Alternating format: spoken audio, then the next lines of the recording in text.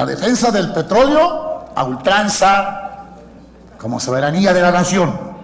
Sin duda, el petróleo deberá seguir siendo de la nación, porque así se ha establecido y así va a estar consagrado en esta reforma. Las diferentes fuerzas políticas han presentado sus propuestas de reforma. Todas coinciden y coincidimos en que debe darse. En lo que no coincidimos está en los alcances, en la forma o en el fondo. Pero tanto el Partido de la Revolución Democrática como Acción Nacional y mi partido, el PRI, coincidimos en que hay que ir por esta reforma. ¿Hasta dónde deba llegar esta reforma? A seguir anclados en la tercera década del siglo XX, cuando el mundo se movía con lentitud y éramos en este país apenas 40 millones de habitantes,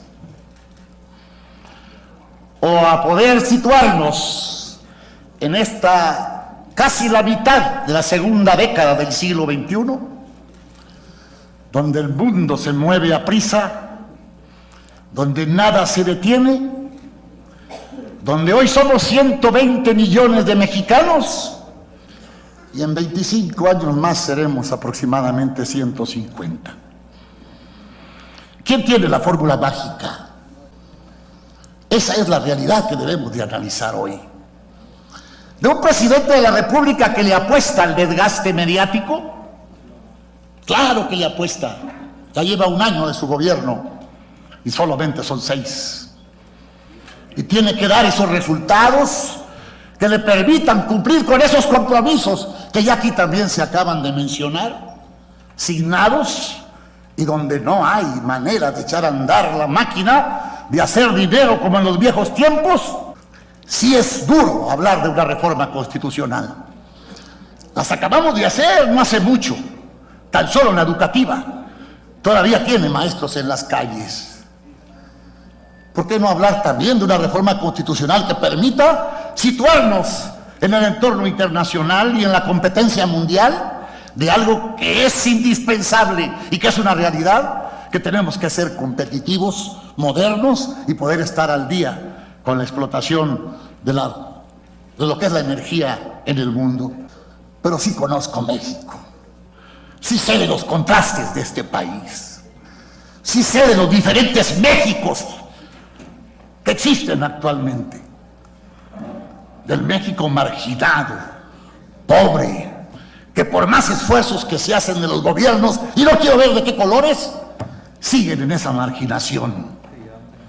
Ahí están. Ahí está Chiapas, ahí está Guerrero, ahí está Oaxaca. Disculpe, orador. Por esa razón... Orador, un momento. Perdón. Sí, presidente. Con objeto, senador Adán Augusto. La pregunta. Hay aclararle que es Chiapas, no Chiapas. Bueno, aclarado está. Será por cuestión de léxico, senador. ¿Acepta o no acepta? Al final, no acepta. Cada quien puede estar. El senador Ríos Peters, ¿con qué objeto, senador Ríos Peters? A ver, el senador Armando Ríos Peters. También con hacerle una pregunta al orador. Va a tener su oportunidad de participar. Sin diálogos, por favor. No acepta. Gracias. Continúe, orador, por favor. Continúe, por favor. Muy bien, gracias, presidente. Insisto, el debate se va a dar y sin duda habremos de escuchar a los senadores que acaban de pretender hacer una pregunta, y ahí con toda seguridad también estaremos puntualmente registrando sus intervenciones, y si es necesario hacer algún cuestionamiento, con mucho gusto, si lo permite la mesa y ellos mismos. Mantener este país anclado y no dar los pasos que nos lleven verdaderamente a transformarlo, para mí eso sí sería verdaderamente una traición a la patria. No poder entender lo que hoy vivimos y pretender creer que el país habrá de caminar solo, como dicen para mi pueblo, por obra y gracia del Espíritu Santo, pues también es muy complicado. Se pueden decir medias verdades o verdades completas o medias mentiras. Que si los trabajadores de Pemex van a sufrir por esta reforma, se ha dicho y se precisa que no tendrán menoscabo de sus derechos y prestaciones. Que si el petróleo se va a vender al extranjero y se va a usufructuar el patrimonio de la nación. También se ha dicho aquí que será rectoría del Estado lo que mandate el artículo 27 y los convenios serán perfectamente revisados. Que la corrupción y la malversación de los acuerdos pudiera ser. También se está trabajando para construir una ley de anticorrupción que nos pueda llevar a la certidumbre de que todo se dé dentro del marco normativo y jurídicamente legal. Y bueno, al final, insisto, está lo que el país y lo que el pueblo quiere: resultados, reformas que lleguen al bolsillo de los ciudadanos. Entonces, esto y más está a debate. Por esa razón, vale la pena lo que estamos haciendo hoy para bien de la nación, y vale la pena este debate, vale la pena que estemos así, coincidiendo y no, y muchas veces arrebatándonos la palabra, y muchas veces cuestionando la intervención de un senador. Claro que hay posiciones contrapuestas, pero ese es el debate.